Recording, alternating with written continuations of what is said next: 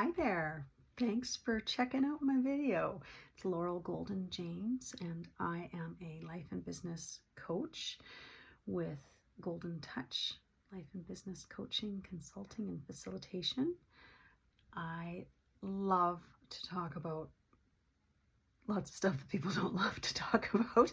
I am an embodiment coach, meaning that I use embodiment to help people tune into their intuition and help listen to their bodies, because I believe that we are innately intelligent and we already have all the answers. We just have to listen to ourselves and follow through. And one of the things I'm going to talk about today is procrastination. So hands in the air if you have procrastinated on anything. I certainly have. Certainly this video is one of them. And most people, I think, assume that when you procrastinate on something, you're either being lazy, you have poor time management, you have a lack of willpower, the task is boring, you're afraid of failure, or you're just too busy, right? So it's rarely about the task. It's usually about what's happening to our bodies and what's happening inside us when that comes up, that thing to do, right? So I like to talk a lot about the somatic awareness. So that basically is a fancy word for saying, what's going on? What are you feeling? So just notice when that thing comes up. Do you have a tight chest? Do you have, a catch in your throat? Are your shoulders tight? Is your stomach tight? Usually, if that comes up, then there is a stress or fear. That's kind of a self-protection that's kicking in. So when something doesn't feel safe for us, then that, fight, flight, freeze comes into effect. That reptilian brain of ours likes to lie and tell us that if it's something that's not within our comfort zone and known, that it's gonna, it's danger, danger, right? Which is not necessarily true. Sometimes you catch that intuition, and the intuition, that first hit, that's the one. That's the one to follow. Not that I'm going to do this, and then a few minutes later you get that feeling. That's that reptilian brain trying to stop you from doing something new. Anyways, that comes into play with procrastination. But basically, what are we afraid of? We're afraid of being seen and judged and perhaps rejected. We're afraid that if we do this thing and we do it as well, to our high standard, we're never going to be able to keep up to doing all the things to that high standard, that perfectionism thing, right? Imposter syndrome, that's a huge one for a lot of my clients. And I would just so love everyone to know that we are all worthy and we're all enough. And when you feel that imposter syndrome, it's because you're learning and growing, and that you care about what you're doing, right? So yeah, imposter syndrome, somebody's going to find us out. We're not good enough. We don't know what we're talking about. I have worked with bodies. So my background is as an osteopathic massage therapist. I have owned and built several clinics, multidisciplinary clinics, and I know that every body tells a story, right? And so when you can take the time to listen to your own body, that can really help break through that procrastination thing. Sometimes, well, it isn't because you need more discipline. It isn't because you need a tighter schedule, but sometimes having better systems can help take the emotion out of what you have to do and actually get you to do the thing. So for example, for me, I try and make sure that if it takes less than 5 minutes, I just do it and get it over with, right? If it's going to take more than 5 minutes, sometimes that means that there's more involved, and it might be something that I have to learn some skills to be able to complete. It might be something that I have no business doing and I need to delegate or outsource, pay somebody else to do it. Sometimes it's something that I don't have to do at all. So I just delete it, right? I've just got it on there because I'm a people pleaser, but it's not serving me. So, and sometimes we have to do hard things, and we can do hard things, right? The important thing is think about what feeling is coming up for you, and use some curiosity and compassion, right, for yourself on what you're feeling when this comes up.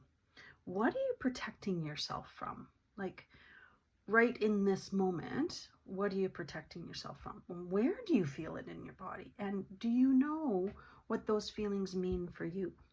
So I do have a little roadmap of where feelings tend to come out in people. And I have a free PDF if you would like to get it. You can just click on my thing below and send me a message, and I can send you the PDF that I have. Often you just need to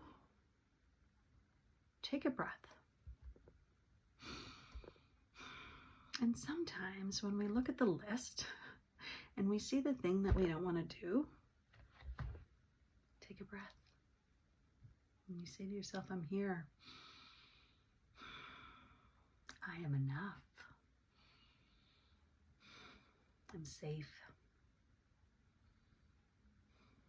I'm loved. And I can take one step.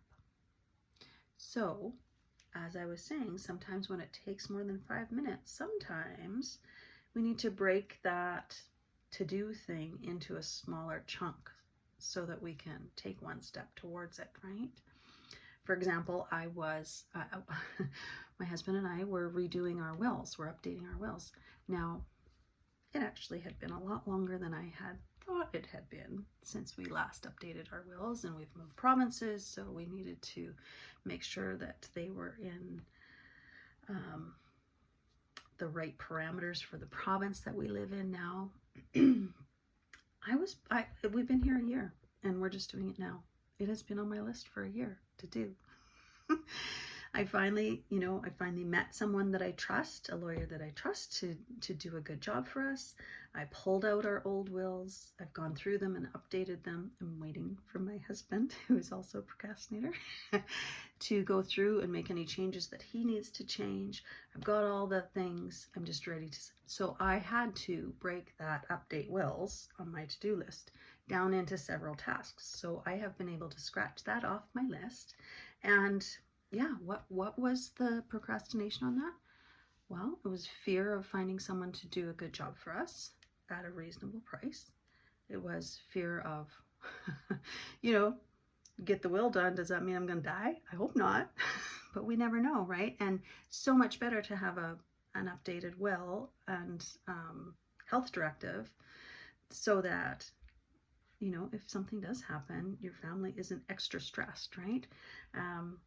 Yeah, but it also meant having some hard conversations about some things with people that I love, with people who are involved, that will be involved with our will and our health directives, and with my husband. So yeah, basically I did a lot of procrastinating on that, but happy to say I'm getting it done.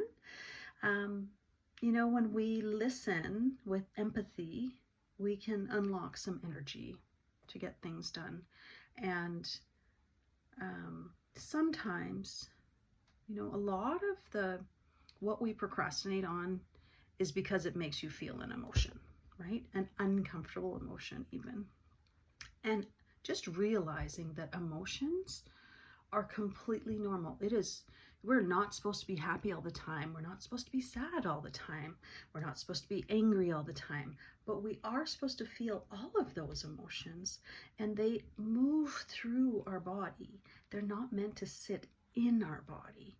So if you are sitting in something, actually physically moving your body can help move that emotion through. So that's a little embodiment tip from me. So yeah, and sometimes we need to sit in stillness, and we just need to sit in it. Sometimes you just need to take a good old nap, right? Just have a nap. Sometimes we need to work really our bodies really hard, like we need to go for a run, or we need to do some weights, or we need to do some dancing, or we need to do some yoga, or some Tai Chi, or some kind of movement. Whatever it is for you, it is really important to make sure that you kind of know what are your triggers, but what are your twinkles? Like, what makes you sparkle? What brings you joy? Maybe you just need to go out and play in your garden for a little while and put the list down.